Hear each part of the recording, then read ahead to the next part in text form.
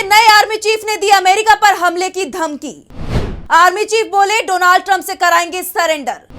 घबराए Donald Trump, बोले Iran करेगा बड़ा हमला। पूरे मिडिल ईस्ट में हमले कर रहा है ईरान। अमेरिका और इजराइल के संयुक्त अटैक से ईरान गुस्से में दिखाई दे रहा है। गुस्सा इस बात का है कि एक तरफ अमेरिका ईरान के साथ बातचीत की दुहाई दे रहा था। 2 फरवरी को वियना में एक बैठक फिक्स हो गई थी। दावे किए जा रहे थे कि बातचीत के जरिए हर मुद्दे को सुलझाया जाएगा, लेकिन हर बार की तरह अमेरिका ने इस बार भी धोखा दिया। बातचीत की आड़ में ईरान पर हमला कर दिया। अमेरिका और इजराइल के हमले में ईरान के supreme leader Ayatollah Ali Khamenei की जान चली गई है। अमेरिका और इजराइल के जॉइंट अटैक में उनकी जान गई है। खामनेई के साथ 7 टॉप लीडर भी मारे गए हैं, जिसमें IRGC commander in chief Mohammad Pakpour का भी नाम शामिल है। उनकी जगह पर अब ब्रिगेडियर जनरल अहमद वाहिदी को ईरान का नया आर्मी चीफ बनाया गया है। इसके अलावा ईरान के रक्षा मंत्री अजीज नसीर जहादे, सर्वोच्च नेता के सबसे भरोसेमंद सलाहकार अली शमखानी, सर्वोच्च नेता के सैन्य ब्यूरो के रणनीतिकार मोहम्मद शिराजी, खुफिया तंत्र के मास्टरमाइंड साहले असदी, SPND के अध्यक्ष हुसैन जबल अमेलियन, SPND के पूर्व अध्यक्ष और परमाणु कार्यक्रम के प्रमुख रणनीतिकार रेजा मोजाफरी निया भी मारे गए लोगों में शामिल हैं। इसके अलावा करीब 20 सैन्य कमांडरों की भी जान गई है। इसे लेकर ईरान गुस्से में दिखाई दे रहा है और बदला लेने की कसम खा ली है। ईरान ने यह दावा भी किया है कि उसके हमले को अमेरिका बहुत समय तक झेल नहीं पाएगा और सरेंडर कर देगा। ईरान के दावे के बाद अब अमेरिका चिंता में दिखाई दे रहा है। इसी बात पर हम अपनी स्पेशल रिपोर्ट में करेंगे बात। नमस्कार, मैं आंचल।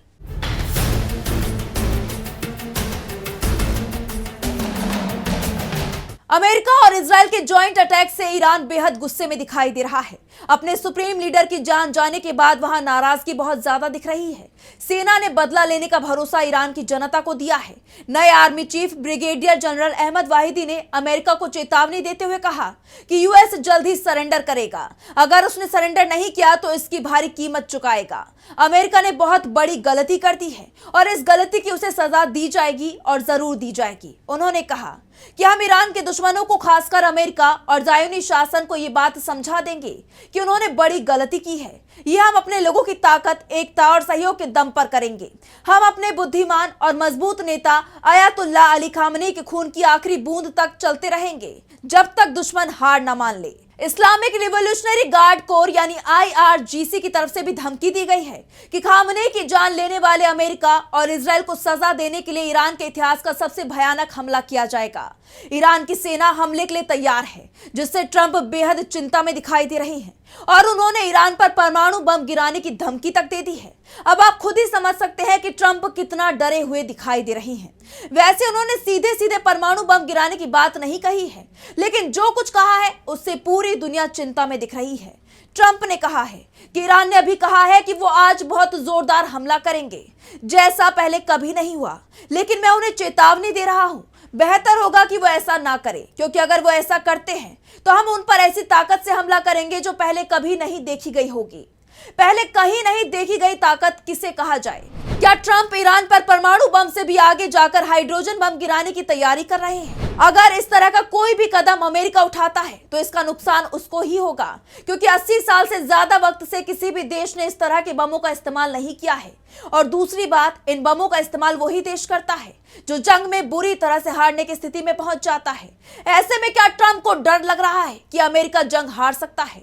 दरअसल अमेरिका को सबसे ज्यादा डर अगर किसी का लग रहा है तो वो डर है ईरान की मिसाइलों का। अमेरिका का दावा है कि ईरान के पास 10,000 से भी ज्यादा मिसाइलें हो सकती हैं। खास तौर पर पिछले 6 महीने से ईरान ने तेजी से मिसाइलें जोड़ी हैं।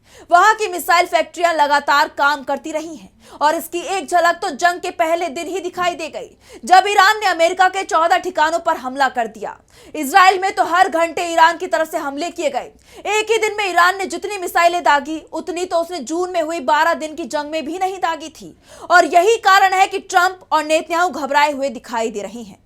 अब हम ईरान के मिसाइल प्रोग्राम के बारे में भी बात कर लेते हैं, क्योंकि ईरान की तरफ से यह भी कहा गया है कि जंग की शुरुआत में उसने जो मिसाइलें दागी थी वो कबाड़ मिसाइलें थी। अब वो अपनी आधुनिक मिसाइलों से हमला करेगा। ऐसे में हम उन मिसाइलों के बारे में भी बात कर लेते हैं जिनके सहारे ईरान, अमेरिका और इजराइल को दहलाने की तैयारी में है। दरअसल ईरान की सबसे बड़ी ताकत ही उसकी मिसाइलें हैं। जिनकी रेंज 2500 किलोमीटर तक है, जिसमें पूरा मिडिल ईस्ट आ जाता है। खास तौर पर ईरान का सबसे बड़ा दुश्मन इजराइल तक हमला करने के लिए 2000 किलोमीटर की रेंज वाली मिसाइलें ही पर्याप्त मानी जाती है। वहीं शॉर्ट रेंज मिसाइलों में शाहब 1 और शाहब 2 शामिल हैं। इनकी मारक क्षमता 300 से 500 किलोमीटर तक है। साथ ही फतेह 110 और जोल्फागर जैसी मिसाइलें भी बड़ी संख्या में मौजूद हैं।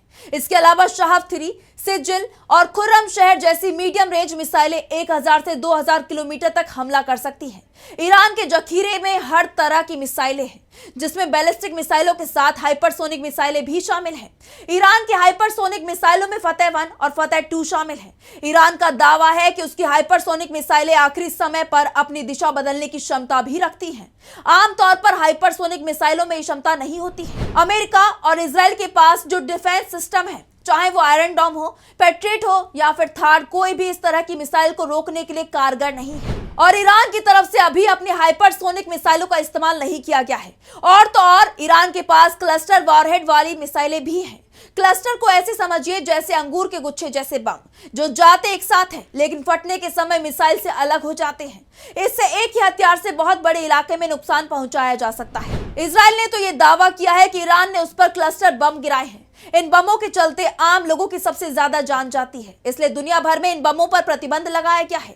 ईरान के पास खुर्रम शहर 4 मिसाइल भी है, जो मल्टी वॉरहेड क्षमता वाली मिसाइल है। इसे ईरान की सबसे खतरनाक मिसाइलों में गिना जाता है। इसके अलावा ईरान के पास जो एक और सबसे खतरनाक हथियार है, वो है उसकी ड्रोन तकनीक। ईरान के शाहिद 136 जैसे कामिकेज ड्रोन हाल ही की लड़ाइयों में इस्तेमाल हुए हैं। शाहिद 129 और मोहाजेर 6 ड्रोन निगरानी और हमले दोनों काम करते हैं। कम लागत में बड़ा नुकसान पहुंचाना इनकी खासियत है। ईरान के इन ड्रोनों ने रूस और यूक्रेन जंग में भी अपना कमाल दिखाया है, जहां पश्चिमी देशों के डिफेंस सिस्टम इन्हें रोक नहीं पाए हैं। रूस ने ईरान से ये ड्रोन बड़ी संख्या में खरीदे हैं। जमीनी ताकत की बात करें तो ईरान के पास 1500 से ज्यादा टैंक हैं।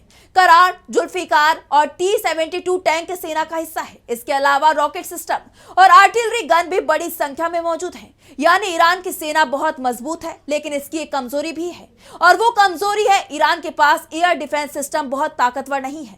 और यही कारण है कि खामेनेई के आवास पर जब मिसाइल हमले हुए तो ईरान उन्हें इंटरसेप्ट नहीं कर पाया। इसके अलावा ईरान की एयरफोर्स अपेक्षाकृत कमजोर मानी जाती है, लेकिन ईरान की जो ताकत है वो उसी को लेकर जंग में उतर रहा है। उसकी तरफ से अमेरिका को सबसे बड़ा झटका तो पहले ही दे दिया गया है। हॉर्मुज स्ट्रेट को ईरान ने बंद कर दिया है। यहाँ के व्यापारिक जहाजों को निशाना बनाकर उसने मैसेज दे दिया है कि हॉर्मुज में कोई सुरक्षित नहीं है। और अब ईरान की तरफ से अमेरिकी सेना के जहाजों को निशाना बनाने की तैयारी शुरू कर दी गई है। वैसे तो अमेरिका के दोनों ही एयरक्राफ्ट कैरियर ईरान से 700 किलोमीटर से भी ज्यादा की दूरी पर है, लेकिन ईरान की मिसाइलें यहां तक पहुंच सकती हैं। और ईरान के आर्मी चीफ पहले ही साफ कर चुके हैं कि ईरान बहुत बड़ा हमला करेगा, जिसके बाद अमेरिका को सरेंडर करना पड़ेगा। तो ट्रंप भी जवाब देने की बात कर रहे हैं, लेकिन क्या ये जवाब हाइड्रोजन बम से होगा? तो फिलहाल स्पेशल रिपोर्ट में बस इतना ही। वीडियो पसंद आया तो लाइक करें, साथ ही हमारे चैनल को सब्सक्राइब करें। नमस्कार।